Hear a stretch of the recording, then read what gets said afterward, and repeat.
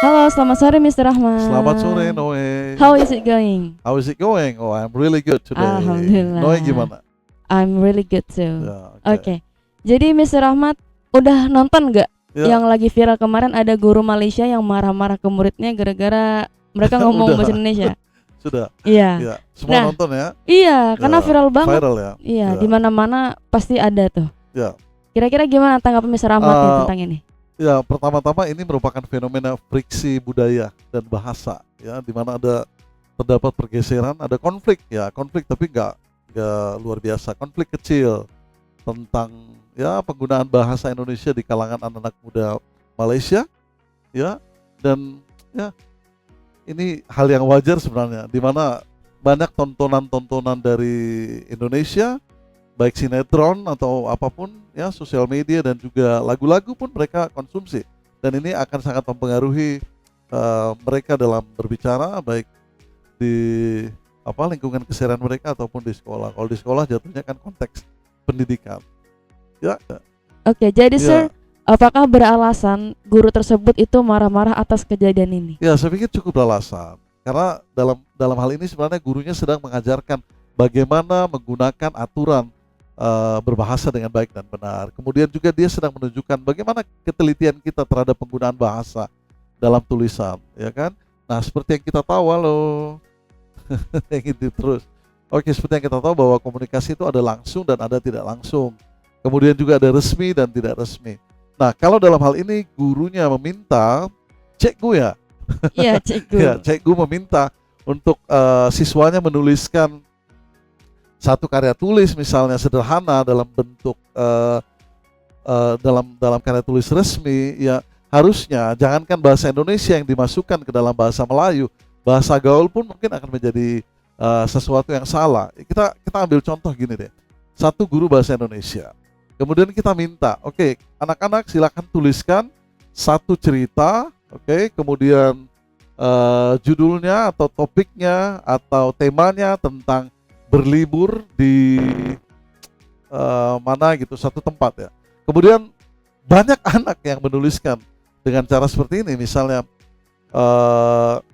tahun lalu waktu saya holiday, saya visit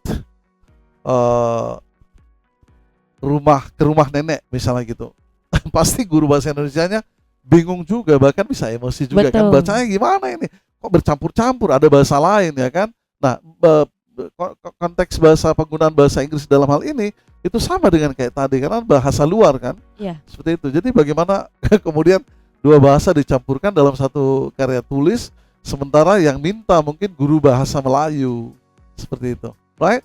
Nah, ada hal yang lain yang saya pikirkan juga, bahwa ini juga beralasan karena kenapa ini bentuk kekhawatiran guru tersebut dalam identitas bahasa nasional, dalam hal ini bahasa Melayu, ya kan?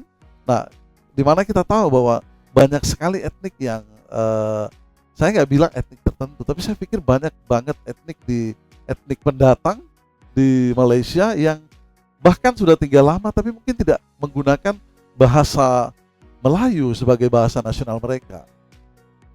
Tapi Sir, saya lihat-lihat nih di komentar-komentar orang, ada yang bilang berlebihan. Netizen lagi, Iya, ya. netizen lagi nih, yang bilang berlebihan banget sih marah-marah gitu-gitu Ya, segala ya. macam. Nah, gimana tuh Mister? Kalau kalau menurut saya memang saya begitu melihat videonya memang kelihatan kesel, ya. Iya, Tapi kan keselnya juga beralasan mungkin, ya. Yang pertama, kita harus tahu juga bahwa apakah memang sudah sering terjadi hal-hal seperti ini di dalam kelasnya. Saya pikir untuk semua guru bahasa, baik itu bahasa Melayu, bahasa Indonesia, bahasa Inggris, kalau menemukan hal yang sama seperti ini, saya pikir juga bisa kesal atau bahkan bisa marah. Cuman hal yang perlu kita perhatikan, ini tingkat apa yang diajarkan.